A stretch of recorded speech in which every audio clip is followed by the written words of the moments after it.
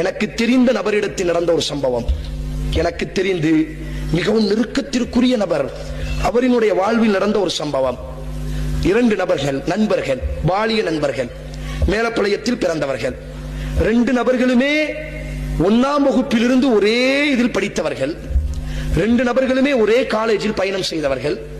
2 நபர்களுமே ஒரே இடத்திலே வேலை செய்கிறார்கள் துபாயில். 2 நபர்களுக்கும் திருமணம் நடைபெறுகிறது. இப்பொழுது 2 பேரும் என்ன, இந்த காஃபிர் கலாச்சாரம், அக்கா மாதிரி அண்ணன் மாதிரி, 2 பேரும் நண்பர்கள், பாலிய நண்பர்கள், தொடர்ச்சியாக வந்து கொண்டே இருக்கிறார்கள். நான் சொல்கிறேனா இல்லையா, குர்ஆனினுடைய சட்டத்தை தாண்டி அல்லாஹ் சொல்லி, இந்த சட்டத்தை எல்லாம் சொல்லிவிட்டு அல்லாஹ் சொல்வான், தில்க ஹுதூதுல்லாஹ், இது அல்லாஹ் போட்டிருக்கக்கூடிய எல்லை. வமன் யதஅத்த ஹுதூதல்லாஹ், எவனாவது இந்த எல்லையை மீறுவான் என்று சொன்னால், அல்லாஹ் யாரை அக்கால் என்று சொன்னானோ அவர்கள் மட்டும் தான் அக்கால், அல்லாஹ் யாரை சிறிய தாய் என்று சொன்னானோ அவர்கள் மட்டும் தான் சிறிய தாய். இதை தாண்டி ஒரு எல்லையை நீ மீறினால், வமன் யதஅத்த ஹுதூதல்லாஹ் ஃபஉலாயிக ஹுமுத் ஸாலிமூன், நீங்கள் தான் அநியாயக்காரர்கள், உங்களுக்கு நீங்களே அநியாயம் செய்ய போகிறீர்கள். 2 பேரும் துபாயில இருக்கிறாங்க. 2 பேருக்கும் திருமணம் நடைபெறுகிறது. திருமணத்திற்கு பிறகு 2 பேரும் துபாய் போறாங்க. மனைவி எங்க ஊர்ல இருக்கிறாங்க. இந்த நண்பர் வந்தா அந்த அம்மாவுக்கு உண்டான பொருட்களை கொடுத்து விடுவார். அந்த நண்பர் வந்தா இந்த அம்மாவுக்கு உண்டான பொருட்களை 2 பேரும் மாத்தி மாத்தி, வெக்கேஷன் 2 பேரும் ஒண்ணா வர மாட்டாங்க. ஒருத்தர் ரமதானுக்கு வந்தால் ஒருத்தர் ஹஜ்ஜி பெருநாளைக்கு வருவார்.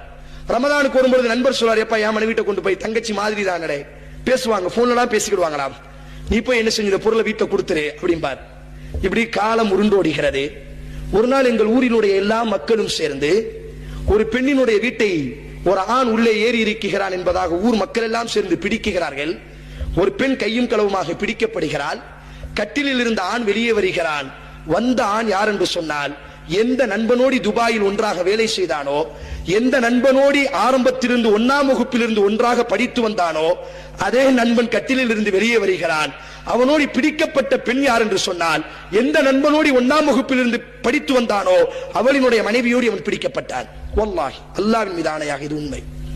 நான் பார்த்தேன், எங்கள் ஊர் எல்லோரும் பார்த்தோம். பாத்தீங்களா, இதுதான் உண்மை. அக்கா மாதிரி, தங்கச்சி மாதிரி, தம்பி மாதிரி.